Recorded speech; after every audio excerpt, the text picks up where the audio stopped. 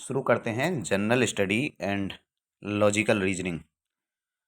तो पहला प्रश्न है, अखिल भारतीय बाघ अनुमान 2018 के चौथे चक्र के अनुसार बाघों की दूसरी सबसे बड़ी संख्या वाला राज्य कौन सा है?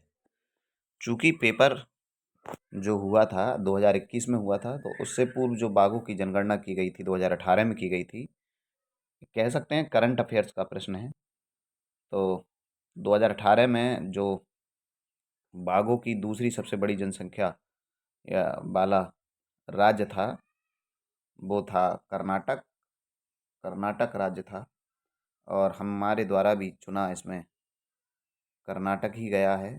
तो इस प्रश्न का आंसर विकल्प नंबर 4 सही है। और जनरल स्टडी और लॉजिकल रीजनिंग का जो हमारा एक प्रश्न है वह सही हो गया है। अब दूसरा प्रश्न की ओर चलते हैं। दूसरा प्रश्न है, अगर आपने हिंदी पढ़ी होगी और हिंदी को थोड़े भी ध्यान से पढ़ा है तो ये प्रश्न तो सभी का सही हो ही जाता है। थोड़ा हिंदी को आप सही से अच्छे से पढ़ेंगे। भारत के संविधान का कौन सा अनुच्छेद यह प्रदान करता है कि देवनागरी लिपि में हिंदी संघ की आधिकारिक भाषा होगी? तो अनुच्छेद 343 जो है भारत के संविधान में देवनागरी लिपि हमारी राजभाषा से संबंधित है। तो वही पूछा गया है कि भारत के संविधान का कौन सा अनुच्छेद ये प्रदान करता है कि देवनागरी लिपि में हिंदी संघ की आधिकारिक भाषा होगी? विकल्प नंबर 3 इसका सही आंसर है। हमारे द्वारा भी चुना गया था यहाँ पर विकल्प नंबर 3। तो जी के जी एस के क्वेश्चन में हमारे दो प्रश्न थे, दो में दो सही हैं। तीसरा प्रश्न देखते हैं। तीसरा प्रश्न है रीजनिंग का। एक कूट भाषा में पेपर को PCN/N के रूप में लिखा जाता है और उसी कूट भाषा में क्रीम को किस प्रकार लिखा जाएगा? तो रीजनिंग का जब आप लॉजिक लगाएंगे तो उसके बाद आप इसका आंसर KYCPA पाएंगे यहाँ पर। चूँकि मैं आपको करके बताऊंगा तो मुझे समय लगेगा थोड़ा सा। रीजनिंग की काफ़ी समय हो गया है, 2 साल हो गए मेरे पेपर को दिए हुए। और अगर आप कहेंगे वीडियो को कमेंट बॉक्स में बता देना तो मैं कमेंट करके इसका आंसर किसी अगली वीडियो में बता दूंगा। वीडियो ज़्यादा लंबा हो जाएगा और कुछ नहीं है। इसमें बस क्या है, कोडिंग डिकोडिंग वाटर से है। पी देखो, ए का सी कर दी ऐसे, अगर चलो मैं बता ही देता हूँ। यहाँ है PAPER, इसको लिख दिया है PCY,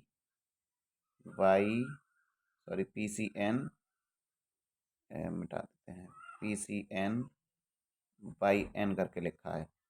ठीक है, पी को पी ही रहने दिया है, मान सकते हैं हम। फिर ए को सी कर दिया है, दो जोड़ दिया।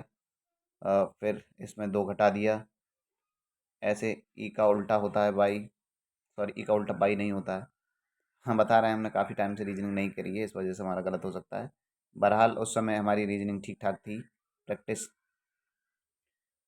मेक्स ए मैन परफेक्ट, ये कह सकते हैं।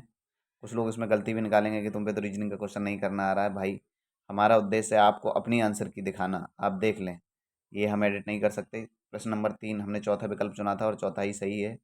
विकल्प सही होने से मायने रखता है कि आपके प्रश्न सही हैं या नहीं। अगला है प्रश्न नंबर 4, GK GS वाले भाग में। नीचे कुछ अक्षर और उसके संबंध संख्याएं दी गई हैं। विकल्पों में से संख्याओं के उस संयोजन का चयन कीजिए जिसके अनुसार संख्याओं को व्यवस्थित करने से एक अर्थपूर्ण शब्द बन जाता है। इन संख्याओं को व्यवस्थित करने से एक अर्थपूर्ण शब्द बन जाएगा, ऐसा कुछ आपको करना है। तो हमारे द्वारा यहाँ पर विकल्प कौन सा चुना गया था? 4 नंबर विकल्प हमारे द्वारा चुना गया था, यह है इधर 4। और आंसर भी इसका 4 था। देखो, इनको अगर हम इस प्रकार से अरेंज करेंगे तो क्या बनेगा? विकल्प नंबर 4, 3 पे क्या है? 3 पे M है तो हमने M लिखा। फिर 6 पे क्या है? 6 पे I है। फिर 4 पे क्या है? तो 4 नंबर पे है R। ठीक है। 2 नंबर पे क्या है? A। 1 नंबर पे क्या है? C। 5 नंबर पे क्या है? L। और 7 नंबर पे क्या है? तो E। मिरेकल लिखा हुआ है ये। ठीक है, मिरेकल अर्थपूर्ण शब्द है। तो GK GS के विभाग में भी 4 प्रश्न थे, 4 में से 4 भी अभी सही हैं, एक भी प्रश्न गलत नहीं है। अगला प्रश्न देखते हैं। निम्नलिखित में से निम्नलिखित में से किस राज्य के साथ पारंपरिक रूप से जुड़ा डलखाई नाम का लोकप्रिय नृत्य, नृत्य, मंदिर, इन सब से संबंधित स्टैटिक जीके का प्रश्न है ये। आते हैं तो जो डलखाई नाम का लोकप्रिय नृत्य है वह उड़ीसा में होता है। हमारे द्वारा ये प्रश्न छोड़ दिया गया था। अगला प्रश्न देखते हैं। डलखाई नामक जो नृत्य है, आप आगे से याद रखिए, उड़ीसा में होता है। निम्नलिखित में से हड़प्पा सभ्यता के कौन से स्थल स्थित हैं? निम्नलिखित में से भारत में हड़प्पा सभ्यता के कौन से स्थल स्थित हैं? छठा नंबर प्रश्न, मिथाथाल, कोटडीजी, आम्रपाली या बालाकोट। तो इसका आंसर था मिथाथाल, जबकि हमारे द्वारा ये आंसर छोड़ दिया गया था। अगला है रीजनिंग का प्रश्न है, देखना है आपको। उस विकल्प का चयन कीजिए जो तीसरे विकल्प से उसी प्रकार संबंधित है जिस प्रकार दूसरा पहले से संबंधित है। तो इसमें आंसर हो जाएगा ऑप्शन नंबर ए, हमारे द्वारा चुना भी ऑप्शन नंबर ए ही गया था। देखिए यहाँ पर विकल्प नंबर एक ही हमारे यहाँ से चुना गया था। आप देख सकते हैं गौर से, रीजनिंग है, थोड़ा लॉजिक लगाने की ज़रूरत है, इतना ज़्यादा दिमाग वाली बात है नहीं। किस वर्ष में खासाबा दादा साहेब जादव ने भारत के लिए ओलंपिक पदक जीता? तो ये जीता था 1952 में। मेरे द्वारा ये प्रश्न छोड़ दिया गया था।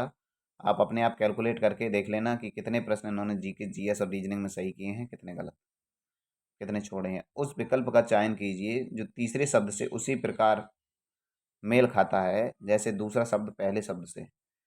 तो डिस्क्लोज मतलब खोलना, उसका मतलब है, फिर इसका संबंध है रिवील से, ठीक उसी प्रकार रिपेयर का संबंध किससे है? तो रिस्टोर से है। जबकि भाई मेरे समझ में ये प्रश्न आ नहीं रहा था, इसलिए मैंने ये छोड़ दिया था। अगला है प्रश्न है, इन विच ईयर, कौन से वर्ष में was the goods and service tax council setup?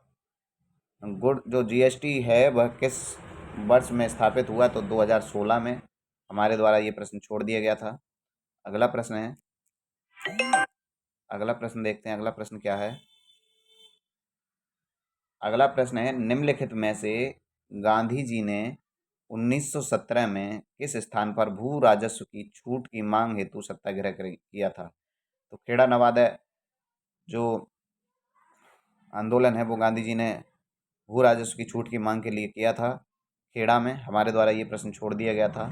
अगला प्रश्न है, उस विकल्प का चयन कीजिए, उस विकल्प का चयन कीजिए जो तीसरे अक्षर से उसी प्रकार संबंधित है जिस प्रकार दूसरा अक्षर। तो इसमें आंसर है ऑप्शन नंबर ए, हमारे द्वारा ये प्रश्न छोड़ दिया गया था। अगला प्रश्न है 13 नंबर प्रश्न, जनवरी 2020 में ऑस्ट्रेलिया में जनरल डिवीजन के ऑर्डर ऑफ ऑस्ट्रेलिया के भीतर निम्नलिखित भारतीय उद्यमियों में से किसने मानद सदस्य के रूप में निवेश किया? तो किरण मंजूमदार शाह थे जिन्होंने मानद सदस्य के रूप में निवेश किया। हमारे द्वारा ये प्रश्न छोड़ दिया गया था। अच्छा, अगला प्रश्न है। अगला प्रश्न क्या है? निम्नलिखित श्रृंखला में प्रश्न के स्थान पर कौन सी संख्या आएगी? 625 के बाद 50। देखो यहाँ 25 से 50 हुआ है, मतलब 25 बढ़ाया है। फिर 50 से 700 हुआ है, मतलब 50 बढ़ा दिया। फिर 75 बढ़ाया है, फिर 100 बढ़ाया है, फिर 125 बढ़ेगा। तो जब 825 में 125 जोड़ोगे तो 1000 आएगा। सीरीज का प्रश्न है, आसानी से हो जाएगा। तो विकल्प नंबर तीसरा चुना गया था मेरे द्वारा, और ये इसका आंसर भी ऑप्शन नंबर 3 ही है। अगला प्रश्न है, नीचे दिए गए शब्दों की सूची में निम्नलिखित में से किस प्रकार की समानता है जबकि एक इनमें से विषम है? विषम शब्द की पहचान कीजिए। देखो, गुप्त रखना, छुपाना और छद्म रूप में रखना, इन सब का एक ही मतलब है, किसी चीज़ को छुपाए रखना। और जबकि प्रकट करना, ये इन सबसे अलग है, भिन्न है। तो विकल्प नंबर 4 हमारे द्वारा चुना गया था, और ऑप्शन नंबर 4 ही इस प्रश्न का सही आंसर है। अब देखते हैं 16 नंबर प्रश्न। भारत के संविधान के निम्नलिखित में से कौन सा अनुच्छेद भारत के नियंत्रण और महालेखा परीक्षक की नियुक्ति से संबंधित है? तो अनुच्छेद 148। मेरे द्वारा ये प्रश्न छोड़ दिया गया था, पॉलिटी मेरी इतनी स्ट्रांग है नहीं। उस विकल्प का चयन कीजिए। 17 नंबर प्रश्न है, उस विकल्प का चयन कीजिए जो तीसरी संख्या से उसी प्रकार संबंधित है जिस प्रकार दूसरी संख्या पहली संख्या से। देखो, संबंधित वाले प्रश्न बहुत ज़्यादा पूछे जा रहे हैं भाई, मेरे द्वारा छोड़ दिया गया था, कैसे ही पकड़ में नहीं आ रहा था ये, इसलिए। विकल्प नंबर 2 इसका सही आंसर है, आप देख लीजिएगा अरेंज करके। अच्छा, एक ये ब्लड रिलेशन जो है रीजनिंग में उसका है। ये मेरा प्रश्न गलत हो गया था कि सुहास सपना का इकलौता भाई है जो शेखर के पुत्र की माँ है। यदि शिल्पा शेखर की सास की बहू है तो सुहास का शिल्पा के पुत्र के साथ क्या संबंध है? पिता का संबंध है। कौन सा संबंध है? पिता। आप करके देखिएगा। मेरा उद्देश्य एक ही है कि मैं आप तक अपनी आंसर की पहुंचाऊं। निम्नलिखित में से किस राज्यों में गडजात पर्वत मुख्य रूप से फैले हुए हैं? जो गडजात पर्वत हैं वो मुख्य रूप से कहाँ पे हैं? तो ये उड़ीसा में पाए जाते हैं। मुझे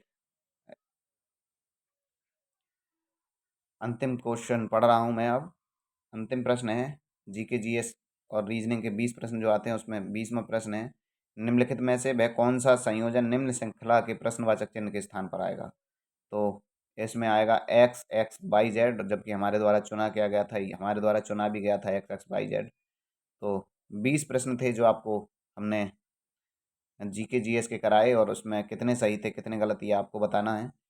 चलो अब अगला भाग होगा जनरल हिंदी का। जनरल हिंदी प्रारंभ करेंगे।